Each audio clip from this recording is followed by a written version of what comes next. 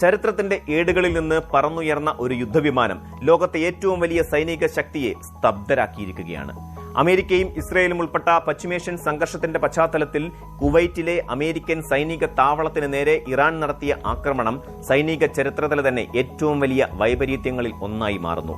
ഇറാന്റെ പക്കലുള്ള ഏകദേശം 50 വർഷത്തിലേറെ പഴക്കമുള്ള F-5 അതായത് F-5 ടൈഗർ 2 എന്ന യുദ്ധവിമാനം അമേരിക്കയുടെ കോടിക്കണക്കിന് ഡോളർ വിലമതിക്കുന്ന പ്രതിരോധ സംവിധാനങ്ങളെ വെട്ടിച്ച് കടന്നുവന്ന വാർത്ത NBC ന്യൂസ് പുറത്തുവിടുമ്പോൾ അത് കേവലം ഒരു ആക്രമണത്തിന്റെ വാർത്ത മാത്രമല്ല, മറിച്ച് ആധുനിക യുദ്ധതന്ത്രങ്ങളുടെ പരാജയത്തിന്റെ കഥ കൂടിയാണ്.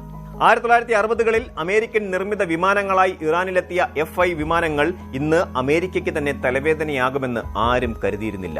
വടക്കൻ കുവൈറ്റിലെ അമേരിക്കൻ സൈന്യത്തിന്റെ പ്രധാന ലോജിസ്റ്റിക്സ് കേന്ദ്രമായ ക്യാമ്പ് ബ്യൂറിങ്ങിന് അതായത് അൽ ഉദൈരി എയർബേസിന് നേരെയായിരുന്നു ഇറാന്റെ ഈ അപ്രതീക്ഷിത നീക്കം. Patriot missile ബാറ്ററികളും